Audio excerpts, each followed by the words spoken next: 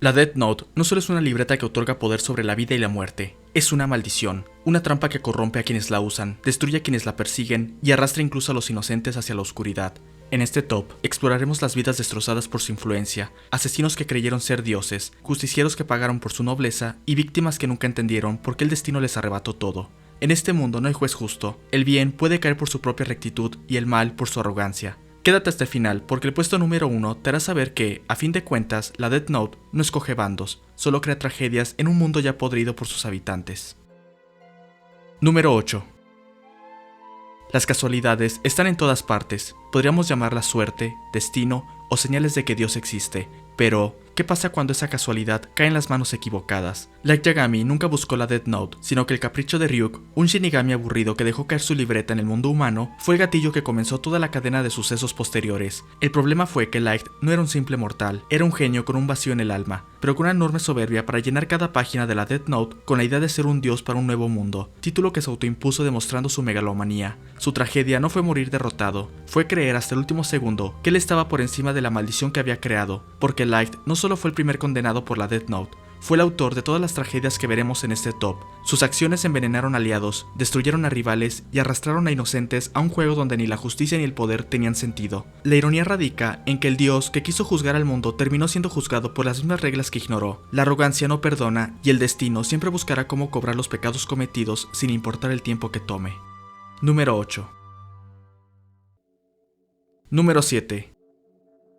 El amor puede ser una prisión, sobre todo cuando la celda la construye uno mismo. Misa Amane no eligió ser la sombra de Kira, no deseaba cambiar el mundo, solo buscaba darle propósito a su vida tras llevar una vida desolada. La tragedia de Misa no empieza con la Death Note, sino con el vacío que llevaba dentro. Encontró en Kira un salvador, el hombre que ejecutó al asesino de sus padres, pero esa gratitud se convirtió en obsesión y la obsesión en una cadena. Ella buscaba la atención de Light, renunció a su vida, a su libertad e incluso a sus recuerdos con tal de ser útil para él. Asesinó, mintió y se sacrificó, pero Light nunca la amó. La usó como una herramienta para sus planes, al igual que hizo con el resto de sus seguidores. Lo verdaderamente triste en Misa Amane es que en el fondo no era una mala persona, sino una mujer que confundió amor con servidumbre. Creía que, si se entregaba por completo, él aceptaría, pero Light solo veía en ella un peón, un riesgo e incluso un lastre. Al final, tras el descenso de Kira, la última vez que se vio a Misa Amane fue en la cima de un edificio, seguido de un silencio sepulcral. Número 7. Número 6. Kiyomi no era una fanática, no se arrodilló ante Kira como un dios, ni mendigó afecto como Misa. Ella creyó ser la excepción, la única mujer que Light Yagami jamás subestimaría. Su error fue pensar que él era quien ella imaginaba, el genio universitario, el hombre perfecto que la eligió entre todas. No supo ver que tras esa sonrisa calculadora, solo había un verdugo disfrazado de héroe. La tragedia de Kiyomi no fue morir por Light, sino morir creyendo que él la salvaría. Después de haber sido secuestrada por Melo, ella aguantó el dolor, convencida de que su Light vendría a rescatarla, sin saber que él ya había escrito su nombre en la Death Note sin titubear. Light no la mató por maldad, sino por lógica. Ella era un riesgo, un eslabón débil y Kiyomi, en sus últimos segundos de vida, entendió demasiado tarde que nunca fue su igual, sino otra pieza en el tablero.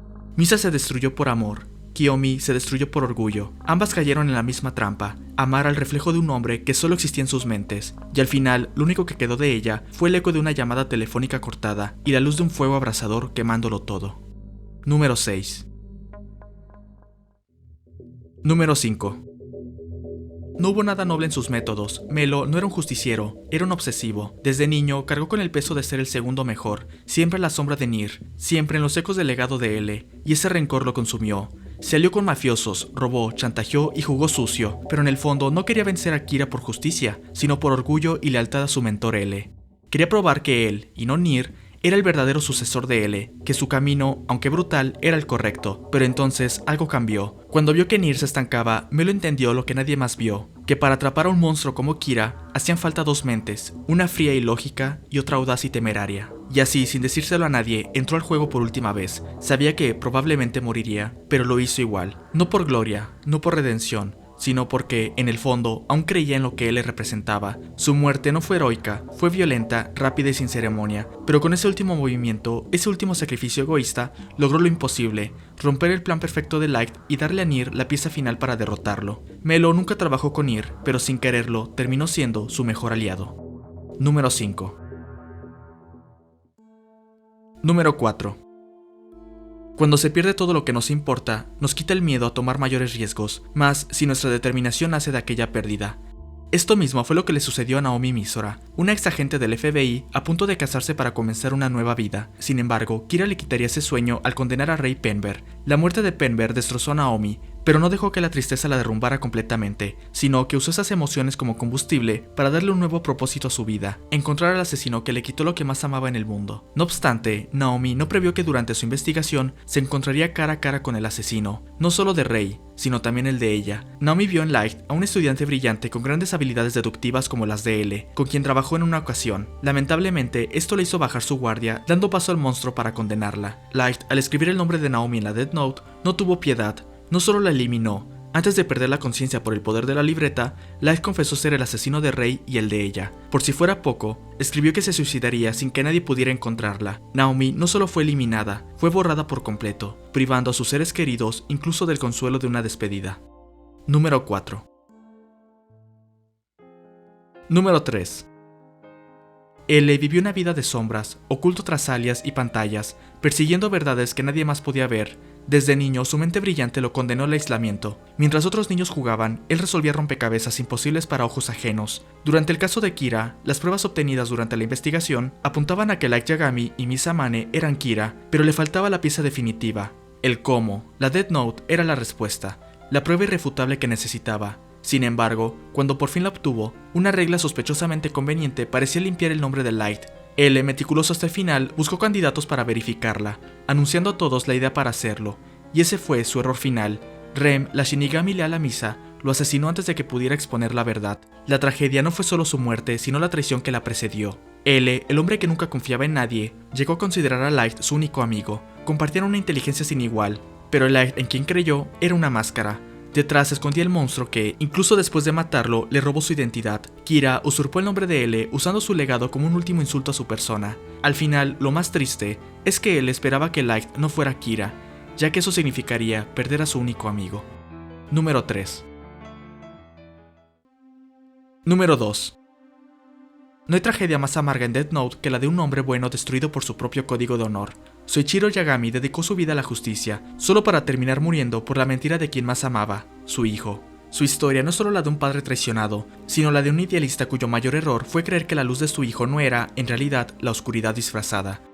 Soichiro no era ingenuo, era un detective brillante, un hombre de principios inquebrantables, alguien que había visto lo peor de la humanidad y aún así creía en el bien. Pero esa misma integridad lo cegó ante la verdad que se escondía en su hogar. Light no solo era un estudiante ejemplar, era un narcisista frío, un asesino en potencia esperando el arma perfecta, y cuando la obtuvo, usó el amor y el respeto de su padre como un escudo. Cada vez que Soichiro defendía a Light, cada vez que descartó las sospechas con un "mi hijo jamás haría eso", estaba acabando su propia tumba. Porque Light no solo manipuló a otros como L o Misa, también manipuló a su padre, convirtiendo su devoción filial en un escudo. Su final fue heroico para el mundo, pero desgarrador en su verdad. Murió como un mártir de la justicia protegiendo a su equipo y creyendo, al menos en los últimos instantes gracias a los ojos de Shinigami, que su hijo era inocente. Fue ese pequeño consuelo, una mentira piadosa, lo que le permitió partir en paz. Soichiro representa la tragedia de todos los que creen en el bien absoluto, porque en su mundo los monstruos eran criminales, no hijos amados. Número 2. Número 1.